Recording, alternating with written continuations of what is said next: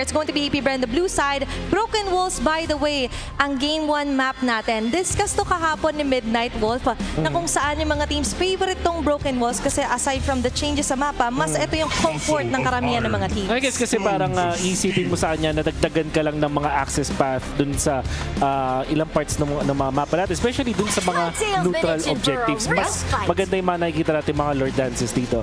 Now, for AP.Bren, I feel like ang kanilang ipaprioritize dito is the Jushin. Ayan, sinabi natin kanina yung pag-control ng river, isang hero na napakataas ng pag-control sa river, pati na rin dun sa may mid lane is that Jushin. And also, kailangan mong alisin yan sa TLPH. Oo, nakita natin no, nung week number 1, napakaganda ng mga performances ng mga teams na humahawak talaga ng Jushin. Tuloy-tuloy pa rin ang streak ng Jushin sa pagpapahirap no, doon sa lane na yung kahit nga mga talong Jushin games, no, di ba talagang nakikita natin yung gaano kalaking impact. And nalilimitahan kasi yung mga util type na composition nyo kapag may Jushin, di ba? And that's actually a perfect strategy kung sakali man. Pero so far, para sa AP.Bren, it's still the layer mode being banned out. Sa Battle of the Junglers din naman, kanina nabanggit mo si James Banks dito for AP.Bren. The Suyu ni James Banks will be available. Yun nga lang ang nadedelikaduhan ako sa kanilang mga choices dito with the priority on the Baksha as well as the Leomord. Meron ba silang plano na mag-Harley na mataas yung priority or the Guinevere that James Banks can pick up? No ban on Eve and Sora. Pati na rin yung Jushin. So, ang trade dito para sa AP.Bren is Jushin or Sora ba yung ipaprioritize natin. Remember, no week 1, ang taas ng success rate ng AP.Bren because of the Sora mula dito kaya napapag-hinawakan na nga ni KLVJ. And you're willing to let go of that as long as yung Valentina ay tanggal na rin agad dito nila Coach Nap. Now, for AP.Bren, you mentioned yung high caliber play nga with the Sora. But is there also a possibility na baka likuman tayo sa mga marksman? Yung mga Claude recently ay na-first pick din. That's gonna be the priority for AP.Bren, yung nafe-feel ko. For TLPH, tingin ko hindi pa masyadong magbe-benefit kung lalayo pa sila dun sa mga Claude na ngayon ay inagaw ng AP.Bren. Ang sakto. Pag-MMR ay mapipigilan muli dito sa ating pag-MMR ni Teddy QB. But then, Jushin, open para sa TLPH, tingin ko hindi na mapupuntahan sa AP.Bren. Ngayon, prepared na ba sila na kumuha ng high pick na Sora para meron din silang pang flex? Oo. Again, pwede natin. Hindi pa natin nakikita, by the way, itong si Teddy. Even nung Cebul qualifiers, hindi natin nakita na nag-Sora itong si Teddy. Let's see kung isa ba ito sa mga pinaghandaan nila. Kasi ang ganda nga ng Jushin dito, kung iisipin mo, and yung laning niya against the potential target na or potential na kalaban at katapat mo sa gitna, like the Farsa or the Zetian or the Eve, lamang kay, ayan na nakukunin nila. Kakasabi lang din dito ni Wolf na ito yung hindi mo willing i-let go plus partnering right up with the high loss. And AP.Bren, meron silang leeway kunin ng Eve dito. Tapos, isiguro pwede nilang isama ng isang malakas din mag-lane, which in this case, I'm seeing Hilda o kaya Khalid. Eve plus Khalid, napakalakas na combination. Ang problema nga lang doon, kapag kinuha nila, mawawalan sila agad ng hero dito para kay James Banks. Pwede silang maubusan like 4th pick para sa TLPH yung Harley, tapos magbaband sila ng Guinevere, baka maubos, and then even the Suyu, it will mean na maubusan si James Banks. So there is that consideration as well for AP.Bren. I think Eve, Harley, or Eve Khalid ang pwede dito sa AP.Bren. Are they willing to sacrifice dahil nabanggit nga natin sa The Howl, sa Infinix Keys to Victory, na para sa TLPH, they have to force out dun sa Class S and Class A pagdating na hero si James Banks. And the answer is yes. It's going to be with the Sora pick here, Burrito. Oo nga eh. And ngayon, para sa Team Liquid, sila naman ngayon ang pwedeng kumuha ng jungle. Harley pwede. Hindi ko alam, baka gusto ba nila mag-util dito kasi may mga Fred pa rin naman na available. Kaya lang mahirap lang sa isang Eve. Pili ko, tama, maganda na Harley dito eh. Shoot na to. Mas maganda yung entry point actually dito ng isang Harley. But by the way nga, you mentioned na itong si Teddy QT is also denied the Pasora kahit nung sa MDL. So we are yet to see that at kinuha rin agad ng AP.Bren. There's the carry potential para dito sa TLPH kung ipaprioritize nila yun. Or, Harley, as we've mentioned, ang pinaka-trade-off lang nito para sa TLPH is pwedeng maubusan ng hero itong steady. For example, pwedeng ang AP.Bren magban ng carry as well as Harith. Yun na yung nafe-feel ko dito na ibaban ng AP.Bren. Whereas for TLPH, ang kanilang target naman ngayon is si James Banks. Suyu can be banned as well as the Guinevere. Pwedeng yun yung directly na magiging trade-off nga because of the Harley. And you mentioned nga si Teddy. And you're right about that na although hindi pa nga natin nakikita outside the carry Claude itong hero pool ni Teddy, but in Coach Nap we trust na nga ba kasi he mentioned in an interview that he is good in any hero that he uses. Ito na ba yung oras para makakita tayo ng bago? Pero bagong ban, Guinevere has been banned out here by Coach Nap. Hindi naman na masama no, kung mag-experiment sila dito. Kasi kahapon nga, nakita natin si Super Makmak na kumuha ng Brody. Yeah. So baka iniisip din na doon ng Team Liquid. Pero nag-worry ako para kay James Banks eh. Inuubusan na siya ng jungle dito ng Team Liquid. Alam mo, nakakaramdam ako, broken wall, no? Baka, ito ba, iniisip pa ni James Banks dito, try nga natin mag-funny. Baka kaya. Pwede rin, no? Yun naman ang naalala natin kay James Banks from before. Lalo na kasi ang panghawak lang ng TLPH ito is just the Hylas as well as Jushin. Hindi rin sila ganun kalakas mag-invade kung sakali. So, pwede nga naman talaga ang Fanny. As expected, the carry or the Harith ang pwedeng ba ng AP.Bren. Pwede nga din yung Obsidia if they are feeling it. Kasi tingin yung TLPH, pwede sila mag-last pick ng Obsidia or fourth pick na tapos i-last pick na lang yung Sanford Hero. Sa ngayon, TLPH, the Suyu, ang napapansin ko dito pwedeng ban. But Khalid instead. Okay, so they wouldn't want na mag-double down ng bantay dito sa isang Khalid kung makuha to ng AP.Bren. But going back to the Obsidia idea, we've seen this nagumana para kay Savero but not fully entering a win pagdating nga dito sa week number 2 natin. But yung idea nga is to lock on specifically onto the heroes of Teddy at ganun yung nagiging idea din nila Coach G. Aside from the carry and the Harith, aside from the Obsidia as well, Granger. yun yung mga open pa. The Granger, may mga Leslie by the way, pero parang tricky masyado kung mag-linear damage lang dito si Teddy. Yison Chin nga din bigla ko naalala dito para sa mga considerations for TLPH. Lalo na kasi ang kanyang itatapatan is going to be this Claude. There's the Yuzhong, so they're willing to give the Harith. At the same time, parang hindi nga naman siya continuity kasi naka-Harley na rin sila. Kailangan nila ng physical damage from their gold laner dito sa TLPH. Ang nakikita ko dito talaga is either Granger or Obsidia para sa TLPH. And para naman sa AP.Bren, you've mentioned na willing nga sila. It's all about tilting the balance. Kasi kapag libre din nakakasalubong sa mga river control si Sanford, is hindi rin naman sila magiging payapa dumalo onto Teddy. Mention ngayon nga with the Harley being picked off, baka nga pang last pick pa dito si Teddy kung sakali. And with that, Movius here para kay Sanford. Ang yakap din dito sa Sora. So that's a really good pick para sa TLPH. AP.Bren, hindi nila malalaman yung gold lane muna ng TLPH. This will be a blind pick for them. Without the Khalid, ang matitira sa kanila ay Hilda. Yun nga lang, wala na siyang valid Hilda targets dito as Nova.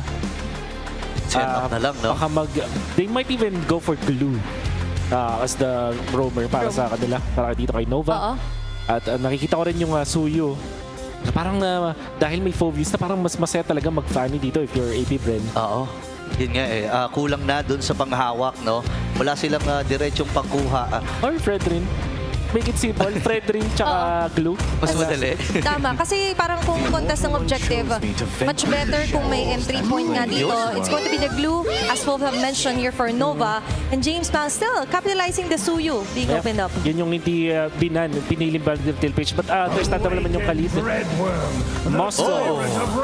Wow. Naman yung isang hero pa ni Teddy. Oo nga pala, no? And ang ganda nito kasi pwedeng hatiin ng Team Liquid yung mga magiging laban. Nakita na natin na maraming beses to. Let's see. Pero sa'yo, para sa mga nanonood super fans, gusto nyo bang manalo ng 1,000 MLBB Diamonds? Ang kailangan nyo lang gawin is predict the match winner correctly at getting ready nyo iscan ang QR code natin to know more. 1,000 na yan, no?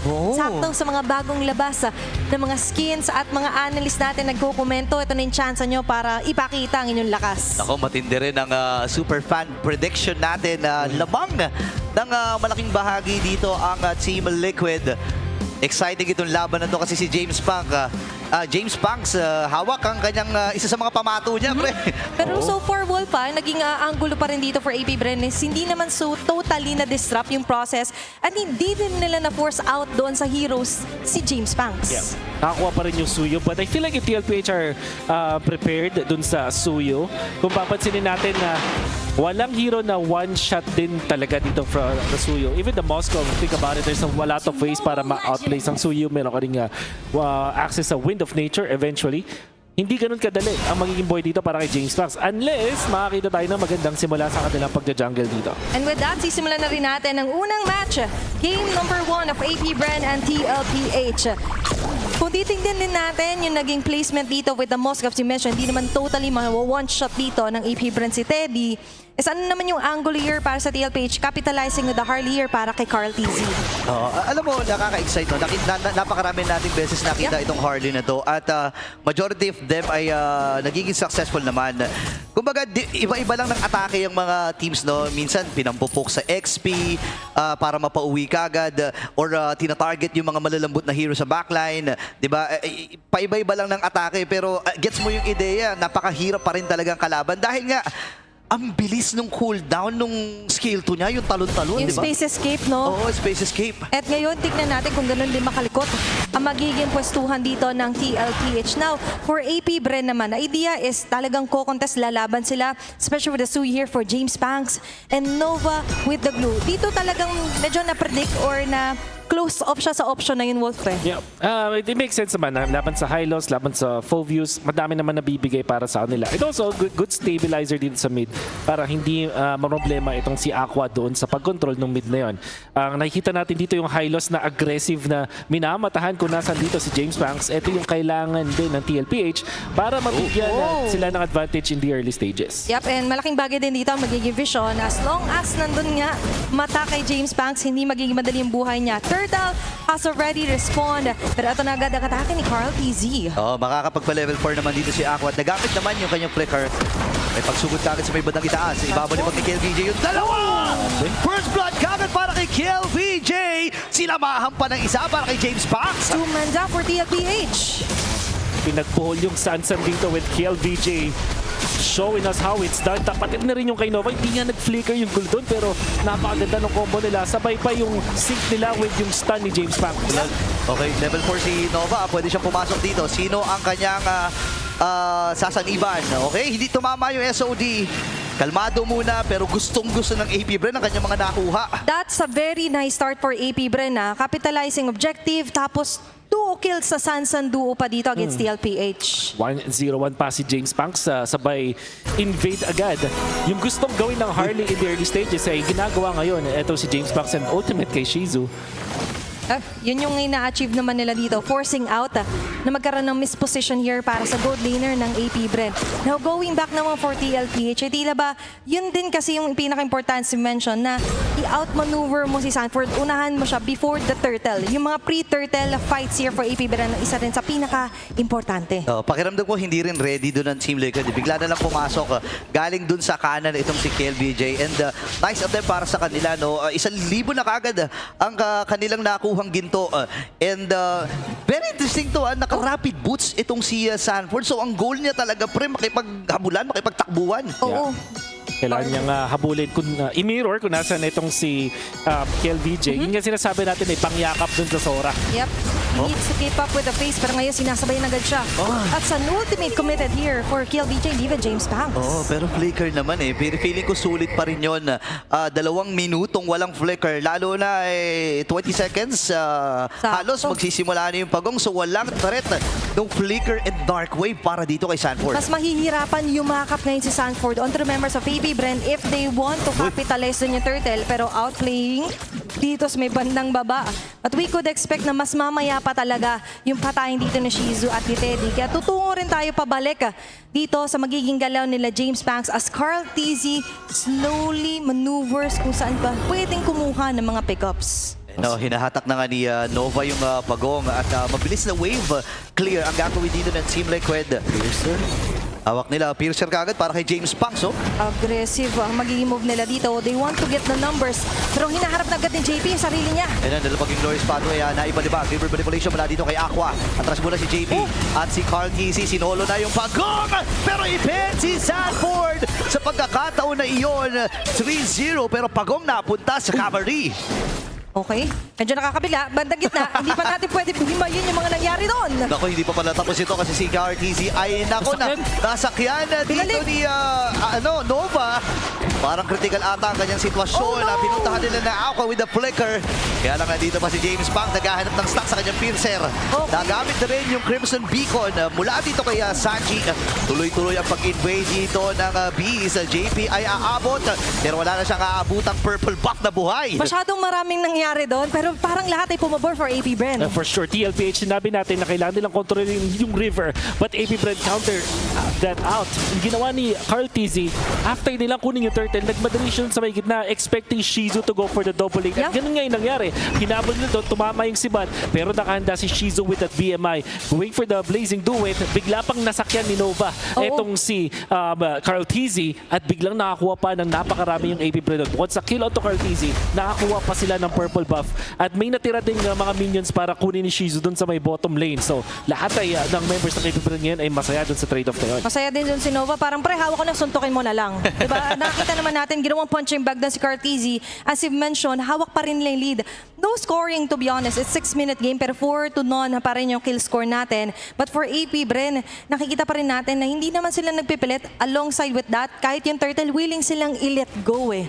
Diba? Si Sanford, pinonish sila, and they know the idea na ilalayo lang sila. But still, they've got the most out of it, even with the cost of the turtle given to Carl. May plano sila. Sa may gitna may naganap ng alahati itong si Carl. Uy, nagamit natin yung river manipulation. Patay si Aqua. Tuloy-tuloy at patay na rin si Aqua doon sa ibabang sa gitnang bahagi.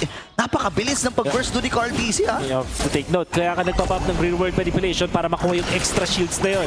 Para mag-survive. But unfortunately ay not enough damage siya. Carl TZ, kahit pa meron ng 1 death ngayon at lugi siya ng levels kay James Max, meron pa rin talagang impact as this Harley. Yep, mas mabilis kasi ang snappy yung magiging galaw niya sa mapa. Pero ngayon, mabilis din, nabababa. Sila KLBJ, Carl TZ, delikado. Ako, habulin dito si Carl TC, nilabitan din. Pero napa-out ito si Carl TC! Nasolo at nasalo niya lahat ng mga sapak mula dito kay KLBJ. Atras na rin muna siya, pero sinalo na niya yung mga banat dito ng Tore. Dalawa ang humabol sa kanya. Sanji will secure that one. Pero nandun sa may madaling kural itong si Nova. Tatlo pumupupog sa kanya. Okay, si Sanford din ay haharapan dito ni Nova. James Punks secure that turtle. Grabe yung AP.Bren dito, ha? There was a time na KLVJ versus Carl TZ ang nakikita nating bakbakan sa may gitna. At nakita natin din ngayon dito naman sa bottom lane kung paano na outplay ni KLVJ at talagang na counteract yung mga possible movements mula kay Carl TZ. There's only so much you can do with the space escape. Pero alam ni KLVJ kung paano yun counterin. Hindi lang kill, kahit sabihin natin naman si KLBJ nakuha nila, they also got the objective back into their hands. On the right track pa rin dito si James Max, by the way. You mentioned level. As long as yung gold din ay nagkakaroon ng gapa, hawak pa rin ng AP.Bren yung nagiging laro natin. Pinapahirapan talaga dito si Dan. Sabi ni KLBJ, wala munang kaibigan Dan. Pero si James Punks, ikalawang stack ata to ng piercer niya. That's right. Interestingly, ang TLPH, nahahawak pa nila yung lead dito na just 1,000 gold para sa AP.Bren. At lamang din itong si Teddy sa farm over the cloud. Pero top, ayun na. Ayun na, nahuli. Ay, nakastack pa muna si James Punks bago mapatay ni Carl TZ. Pares jungle ang mawawala pero tatlong miyembro sa AP.Bren ang nasa itaas. Okay, that's a 1-for-1 pero technically, sabihin na natin gumanti man si Carl pero at the cost of his life, again, that's a 2-3-1 Harley this early. Lang shutdown yun eh. Tapos natanggalan pa ng mga stacks. So I think yun yung rare times na parang lamang yung namatay doon. Okay lang, pero KLBJ, doubling down din agad dito. San and... Nagalit. Nagalit na talaga. Ito na naman. Babalik ba? Si Danny J, pinagamit yung kanyang revive. Talaay! Stick ang pagtamaan ng SOD. We're seeing a few miss SODs ngayon sa mapa, Wolf. And I think that would have been crucial kung tumama sana para kay Teddy. Nevertheless, maganda pa rin naman ang simula dito para kay Teddy sa ngayon. Nakakahabol na itong si Shizu when it comes to farm onto the cloud. Yep, well protected. Nakakatakas din mula sa ganks dito kami not from TLPH. But that was the important takeoffs na nakuha dito ng mga members ng TLPH. Eventually, magiging problema na itong si Teddy para sa kanila. Kaya lang sa ngayon, masasabi natin, lamang din talaga ang AP.Bren. Yep, ayun yung dahilan din kung bakit ang TLPH ay hindi masyado kabado, hindi sila nagpipilit. As you mentioned, hawak kanina 1,000 lead para sa AP.Bren. Pero what's happening, hindi siya tumataas. Hindi na umabove doon sa 1K dahil for TLPH, still Teddy is steady doon pagdating sa gold game pero ngayon steady rin yung Lord. Grabe, aabot pa ata si Carlito pero hindi siya umabot doon sa retrihan. River manipulation mula kay Ako. Atrasan muna dito ang TLPH. Hindi na naman tumapay si Bat. Kaya si JP ang unang mamamatay. Next bata dito si Sanford. Ini-isa-isa na ang Sansan duo. Nakadalawa na naman itong si James Banks. Pwede ulit puntahan itong si Conti. Isa pa? 1v1. Wala daw tutulong. Papanain. Nakaiwas. Pero sumapul muli. Daddy Cutie sa ibaba. Nagtatry na lamang. Pero liamadong-liamado ang AP doon. Oh, what a fight. Yung 5-man ng AP.Bren na hindi handa yung TLPH. Sobrang bilis ng pag-setup ng AP.Bren doon at ang paghawak nila. They also have the advantage when it comes to level para kay James Banks. And interestingly, hindi nila hinayaan na mag-setup yung TLPH. Nung pagkatalon ng isang member ng AP.Bren, which was Kel DJ, sabay-sabay ang AP.Bren even with the real-world manipulation and the little bit delay on the blazing duet para hindi talaga makapress ang TLPH at nanalo pa sila sa teamfight afterwards. Plus, it looked good para sa AP.Bren na nagme-miss out yung SOD kung kailan crucial na nga at kailangan sana ng extra firepower ng TLPH. And now, talking about for AP.Bren, you mentioned they're willing to commit kapag hindi ready yung forces dito ng TLPH. That's why na ma-maximize din nila yung roam around dito sa mapa, pushing off even yung turret dun sa may bandang baba. Grabe, sobrang stable lang AP.Bren dito, no? Hindi beat yung hawak nila, yung lead. Hawak nila ang lead ngayon. Oh, wait lang, JP! At ang kanila magtutulong-tulungan. Teddy ay lumapit na rin. Gamit yung Glorious Pato. Sa likod naman mula dito kay Sandy, yung kanyang Crimson Bacon! Pero si James Banks muli makakuha ng kill. Nakabawi na naman sa kabilang paling ito si Cortese. Ngayon ay pagtutulong-tulungan itong si JP. Hindi patapos yung pagtatalon-talon dito ni Sanford. James Banks with a double. Si Teddy naman ngayon nakaka-pre-hit. Nova ay tuloy-tuloy pa rin. Sanford ngayon ang pinagtutulong-tulungan. And triple kill para kay James Banks. 1v1 si Chizu. Nakakuha ng kill si Cortese. Pero hindi patapos yung pananalasa ni James Banks. That's going to be a maniac here for James Banks. 10-1-2 for the Suyu. Apat ang natanggal niya sa TLPH. James Banks, the man with a million moves. Ang nakita natin doon yung napakagandang targeting at the same time, hindi basta pumipindot lang. Nakita nyo yung naghihintay siya ng tamang timing para ilan yung stun niya, yung pana, at even yung talon. Laging may coordination with AP.Bren's members. Hindi siya basta-basta lang pumipindot. Laging may intensyon para kay James Banks. Kaya naman nakakuha siya ng maniac. And therefore, he thinks before he clicks. Yun. Kaya ngayon, very important din to notice na ang TLPH, even though Teddy is not yet struggling, pero dahil nga ang agang na-punish ng 4 horsemen for TLPH, nahihirapan. Yung mga tipong talikod Jenny, plays, yung nasa likod lang palagi. At ngayon, nagre-reflect din heavily at yun yung pinakabumabagay when you're using the Eve.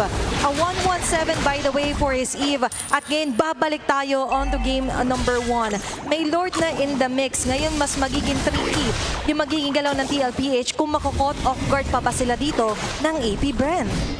Tinan mo, ginagapang na rin ni Teddy dun sa may bandang ibaba. Kasi ito naman ang maganda kapag meron kang Moskov, no? Hindi mo kailangan at hindi ka pwersadong sumama kagad. Yep. Kaya lang ang downside nun, kailangan mo lang talagang patamayin yung sibat para makatulong, di ba? Hindi napapakinabaga masyado yung global na presence. Pero ngayon, ito yung presensya nila, JP. Okay, tumama na yung sibat pero retria na lang! Kaya lang si Sandy makakuha. Ako ay nakapatay na rin na isa. James Banks tuloy-tuloy pa rin, nakadalawa na. Hahabulin dito si Sanji, nandun din naman si Nova. Pupuntahan ni James Banks. Hahabulin ba niya? Nakuha naman ng Team Liquid yung Lord na ito, pero may 1v1 na magagalaw! And legendary na si the man with a million moves. Napakatindi nito. It's going to be Carl Easy left. Abandon ka dito ang beast. Dire-diretso lang sila. Isa na lang siya natitira para dumepensa po rito. Ako, kaya na atat na po sino ito. 4 na miyembro pa mula sa Hive. Ang susugod sa may bandang gitna. Sapat pa yung clearance ni Carl DC. Parang hindi na nga ata. Ita-try na lang dito ng Batang Kambing. Pero bitin ba? Bitin ata. Kasi meron ding wave na nabuhay mula sa Team Liquid. Makakahinga ng pilit dito ang TLPH. At pulasa na ang Hive. Hindi pa doon magtatapos ang game Si number 1. Bart. Pero tatama si Bart! Andiyan na si Teddy. Ang target niya ay si Aqua lang talaga. Nakakuha na ng kill si Steady Teddy. Takbuhan muna ang natitirang miyembro mula sa AP. Maganda dito mo yung mga minions sa TLPH nandito sa AP.Bren side. Buti na lang and nakataas yung mapang wave clear dito ng members ng AP.Bren with Shizu up top. Nakakabuhay lang and of course itong Suyo coming up from James Banks. Napakaganda ng ginawa doon ni Cartesi. No matter of defense, knowing na alam niyang lalabas na yung mga minion wave. It's all about the matter of playing his cards right with his Harley. At nakikita naman natin din yung kung kailan na crucial ay tumatama na finally for Teddy QT or Teddy, by the way, yung kanya mga Spear of Destruction. Disrupting Aqua, very nice transition onto the target. At ngayon natin nakikita yung sudden change into the momentum here for TLPH. Yeah, at least napigilan ng Team Liquid no, yung plano dito ng AP.Bren. Pero hindi pa tapos ito kasi again, even though na gitna lang naman yung nabutas para sa Team Liquid at mabilis sa kanilang i-control ito, ang mahirap pa rin dito yung laki ng lead na meron yung mga miyembro ng AP.Bren, specifically dito si Shizu at si James Pax. Man, 14-1-3 yan, no? Yep. Ganda rin nung yun na pinakita ni JP dun sa paghabol. Parang magtataka ka kung normal na nilalang ka. Sabi mo, bakit ka pa mag-ulti dun? Tinamaan lang naman yung dulo. Well, kept the vision available. Napaslow niya ng konti yung mga members ng AP.Bren at napuwersa yung mga dash. At parang naging butterfly effect na napatama rin ni Teddy. Eventually, yung sibat dahil doon. So yung mga extra moves na nakita natin mula sa TLPH, giving them that away para makalaban pa rin dito sa AP.Bren. It's all about the small moves that really matter ngayon for TLPH. Yung mga small move na yun could make huge leaps. Katulad nga ng ginawa ni Teddy. Alongside with that, kailangan din kasing bumaba technically dito ni JP siya ni Sanford. Considering na ang pinaka-hard lockdown nila is yung tusok dito ng Hylos. Kapag nakalapit siya, and alongside with that is kapag nakakadikit din na nagpaproc yung passive here para kay Sanford. But for AP.Bren, nakakapitalize kasi nila for me dito yung napakagandang transformation for Kill VJ, catching up 2 to 3 members at most kada may nagdidikit na members ng TLPH. Isa sa mga pwedeng gawin ni TLPH na sinisimulan naman ni Carl Tizzy ngayon tinatagaan na nila yung AP.Bren, making sure na ni-utilize nila yung Moskov sa pag-split push, pati na rin yung kit na meron dito ang isang Harley para mag-clear ng minion wave dun sa may taas. Yep, it's much easier kapag medyo malayo muna sa mga upending clashes. Dito si Teddy, but Lord, again, kalasisimulan, dancing it around. Sanji holding the left bit mush or left push mid dito. At mukhang para sila Sanford ay forward march dito kay Lanova. Okay, si Nova ngayon ang tinatarget nila, pero kalahati kagad din si Daddy JP. Tumama na yung sipat, sasama na si Steady Teddy, pero Lord lang ata magiging target nila. Dalawa na, huli dito ni Kelvin. Mamamatay na kagad si Carlito at hindi pa tapos si James Pax dahil legendary na siya. Natuloy Crimson Beacon para dito kay Sanji. Tapos muna sila si Salman, itatapanon na. Pupuntahan si Aqua na din si Jisoo, pero si James Pax ay napuntahan din doon sa likod. Nakamali ng Immortality, meron pa siyang Winter Crown. Pwede ba atang habulin? And James Pax with a triple wipeout mula sa Hive. Naubos ang cavalry. Ito na naman ang part 2. Ang pagkakataon ng AP.Bren para tapusin ang game 1. Diretso na ang AP.Bren dito. Titignan lang pilit at susuguri na ang base. Game 1 para sa AP. 17, 1 and 5 will go down in history as the